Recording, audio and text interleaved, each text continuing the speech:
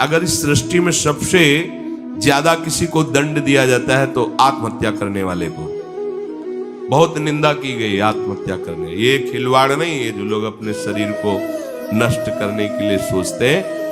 मतलब बहुत समय तक तो इनको पहले प्रेत बनना पड़ेगा जो आत्महत्या करते हैं, तड़पते रहेंगे, जल भी नहीं मिलता पीने को, बड़ा कष्ट में जीवन, फिर अधो योनियों को प्राप्त होते, बहुत मुश्किल। पता नहीं किस कल्प में फिर करुणा निधान इसे मनुष्य शरीर दे। आत्महत्या करने वाले ध्यान से इस बातों को सुने जिनके मन में कभी आत्महत्या के विचार आते हैं। मतलब आप कल्प कल्प के लिए घोर दुख का बीज बो दिए। शरीर रोगी है या समय प्रतिकूल है या आप किसी पर विजय नहीं प्राप्त कर पा रहे, परीक्षा में पास नहीं हो पा रहे, या आपके अनुकूल कोई बात नहीं बन रही, तो मरना जरूरी है क्या? मरने से समस्या का समाधान हो जाएगा क्या? हम तो कहते हैं कि अगर तुम्हारे अंदर इतनी ही बात आ गई कि मैं शरीर को नष्ट कर दूंगा, अब जीना नहीं, तो आज से भगवान के लिए जियो, तुम दूसरों की कामना पूर्ण करने वाले बन जाओगे। अपनी कामना, मरने की जरूरत है, मर जाओ इस बात से कि आज से मैं अपना जीवन प्रभु को दिया।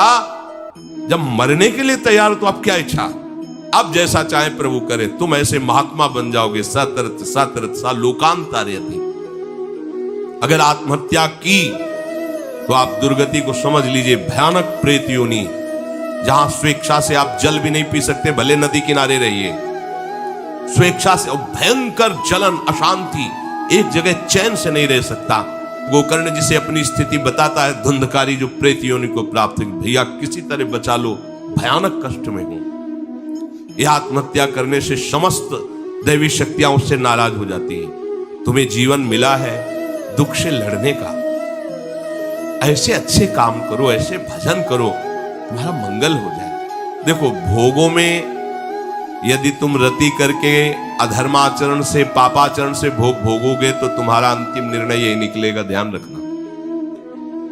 जब तुम धर्म विरुद्ध आचरण करोगे, जैसे कोई कहता है कि अभी तो छोटा बच्चा ही था, उसने कौन से पापाचरण किए, अभी तो 14-15 वर्ष का था, परीक्षा में ऐसा ऐसा। क्या भैया, एक जन्म का हिसाब नहीं चल रहा है, बहुत जन्मों का हिसाब चल रहा है। अगर उसके सुकृत काम करते तो माता पिता उसके ऐसे न मिलते कि उसको टॉर्चर करते, तभी तो ऊब गया जीवन से। अब किसको क्या कहें? हमें लगता है कि उसके दुष्कृतों के परिणाम स्वरूप ऐसा उसको वातावरण मिल जाता है कि कोई नहीं तो आत्महत्या करने का उत्साह नहीं आना चाहिए। हमें लगता है माता पिता को चाहिए कि अपने बच्चों से ऐसे मित्रता का व्यवहार करें कि उनके दुष्कृत नाश करने वाली भावना हृदय में जागृत हो, ना कि शरीर छोड़ने वाली। कोई बात नहीं, अगर इस बार फेल हो गए हो ना, हम तुम्हें और अच्छा ट्यूशन पढ़ाएंगे। पर वो संसारिक लाभ को ही लाभ जानने वाले जानते हैं, इतना पैसा लगाया बर्बाद। अब वो बेचारा छोटी सी बुद्धि का पूर्व के दुष्कृत परिणाम से प्रेरित हुआ और उसको लगता है मैं आत्महत्या, किसानी में सफलता नहीं मिल, लगता है आत्महत्या कर लूं, पति अनुकूल नहीं मिला, लगता है आत्महत्या कर लूं, पत्नी अनुकूल नहीं मिली, बोले आत्महत्या। ये कोई निराकरण है तुम्हारी समस्या का? समस्या का निराकरण तो विवेक से होता है। आप भगवान का आश्रय लेकर के भजन करते हुए फिर विचार कीजिए तो आपको रास्ता मिल जाएगा। पर जो रास्ता देने वाले प्रभु है उनसे तो आप विमुख हो चुके हैं, गंदे आचरण कर रहे हैं, मन में आध्यात्मिक शक्ति नहीं रह गई, बस वही निर्णय देने लगता है कि क्या करूं, इससे तो जीना ठीक नहीं है। मरने के बाद जो दुख है वो तुम झेल नहीं पाओगे।